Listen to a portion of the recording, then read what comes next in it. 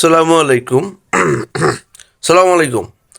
বর্তমানে ইরান এবং আমেরিকার মধ্যে যে যুদ্ধটা চলছে, এই যুদ্ধে আসলে ইরান কিন্তু এখন জয়ী হবে এবং আমেরিকার কেন পরাজয় হবে সে বিষয়ে আমরা আলোচনায় যাব। এবং তার আগে বলবো যে এই যুদ্ধ শেষে এখানে মিডল ইস্টের নিয়ন্ত্রণ চলে যাচ্ছে ইরান এবং তুরস্কের হাতে, সেই বিষয়ে গভীর আলোচনা থাকছে। তার আগে আমরা বলবো যে আমেরিকার কেন পরাজয় হচ্ছে। আমরা আসলে যুদ্ধ চাই না, যুদ্ধে কে পরাজয় হবে কে হবে না সেটা বড় না, যেহেতু যুদ্ধ হচ্ছে। এখন কেন কার পরাজয় হচ্ছে সে বিষয়ে অবশ্যই এখানে আলোচনা করার ব্যাপার স্যাপার রয়েছে। তো সেটা হচ্ছে, আপনারা দেখেন যে মিডল ইস্টে নিয়ন্ত্রণ করত অটোমান সাম্রাজ্য, তার আগে ছিল আব্বাসীয় খেলাফত। আর বিভিন্ন পর্যায়ে আমরা যদি যাই যে দেখি মিডল ইস্টকে নিয়ন্ত্রণ করেছে হয় মিডল ইস্টের কোনো রাষ্ট্র বা কোনো সম্রাট, মানে সম্রাট, অথবা ইউরোপের কোনো সম্রাট।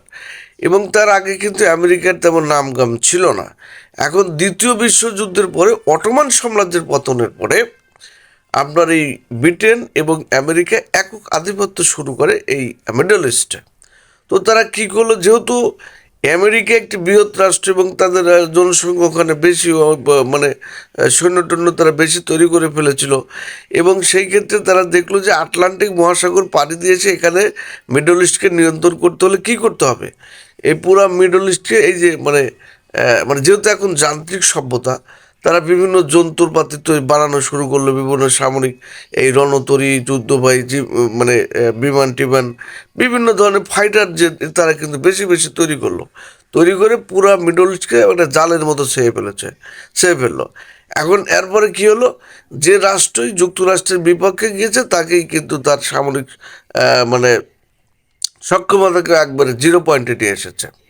তো এইভাবেই যুক্তরাষ্ট্র বিভিন্ন এই আপনার এতদিন পর্যন্ত এই মিডল ইস্টে যেখান থেকে বিশ্ব শাসন করা সম্ভব সেখানে তারা কন্ট্রোল করে ফেলেছে। এখন যেহেতু ইরানের উত্থান হয়েছে, মিসাইল টিসাইল তারা বানানো ধরেছে। এখন দেখেন এই যে যুক্তরাষ্ট্র আপনার এই আটলান্টিক মহাসাগর পাড়ি দিয়ে এসে এখানে যুদ্ধ করাটা মানে কী বলা হয়, খুব কঠিন। কারণ আপনারা এখন দেখেন যে ইরানের তারা মানে সামরিকভাবে যে কোনো যুদ্ধ করে সংগ্রাম করে বিভিন্ন স্যাংশন ট্যাংশন খেয়ে তারা কিন্তু এত দূর এগিয়ে এসেছে। এখন এই মিডল ইস্টে যেহেতু এই যে একটা হাইপারসোনিক মিসাইল তৈরি হয়েছে, এই হাইপারসোনিক মিসাইলের মাধ্যমে যুক্তরাষ্ট্র তার যে মানে সাম্রাজ্য চালায় বিভিন্ন রণতরীর মাধ্যমে, বিভিন্ন যুদ্ধ বিমান, তো এগুলা বিভিন্ন এয়ার ডিফেন্স সিস্টেম, তো যন্ত্রপাতির মাধ্যমে যেগুলো চলার জন্য তেল এবং জীবাশ্ম জ্বালানি, বিশেষ করে তেল এবং গ্যাসের মাধ্যমে চালায়। এখন যেহেতু এখানে মিডল ইস্টের একটি রাষ্ট্র হাইপারসোনিক মিসাইল তৈরি করতে সক্ষম হয়েছে এবং এর মাধ্যমে তারা বিভিন্ন রণতরী ডুবিয়ে দেওয়া সম্ভব এবং বিভিন্ন ঘাঁটি গুড়িয়ে দেওয়া সম্ভব। তাহলে সুতরাং এখন যেহেতু এই হাইপারসোনিক মিসাইলকে বাধাগ্রস্ত করার মতো টেকনোলজি রাষ্ট্রের হাতে নেই, সুতরাং এখানে আপনার ওই রণতরী দিয়ে বিভিন্ন ওই সামরিক ঘাঁটি তৈরি করে এখানে বিমান টিমান রেখে এই মিডল ইস্টকে কন্ট্রোল করা কিন্তু এখন আর ওই আমেরিকার পক্ষে সম্ভব নয়।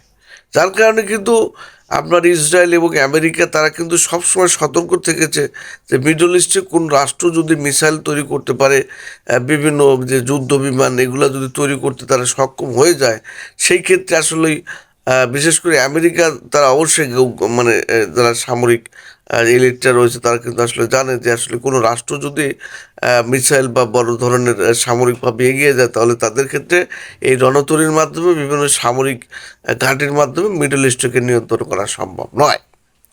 তো এখন যেহেতু এখন আমেরিকাকে জিততে হলে যেটা করতে হবে সেটা হচ্ছে যে ইরান যে হাইপারসোনিক মিসাইল, অর্থাৎ যার মাধ্যমে রণতরী ডুবিয়ে দেওয়া সম্ভব, একটা সামরিক ঘাঁটি কে মানে ধ্বংস করে দেওয়া সম্ভব, সেই মিসাইল তাদেরকে মানে মানে বন্ধ করা, যেমন উৎপাদন বন্ধ করে দেওয়া। এখন ইরান যেখানে থেকে এই সামরিক মানে মিসাইলগুলো তৈরি করে সেগুলো ধ্বংস করে দিতে হবে।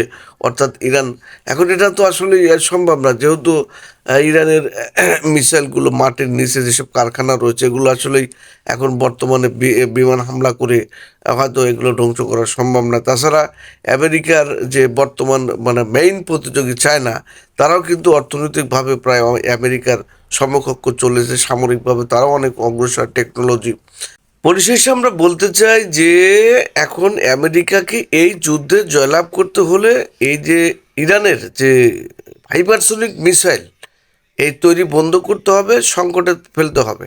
নচেত হয়তো আমেরিকা এই যুদ্ধে হেরে যাবে এবং মিডল ইস্ট নিয়ন্ত্রণ চলে যাবে ইরান এবং তুরস্কের হাতে। সবাই ভালো থাকবেন। আল্লাহ হাফেজ।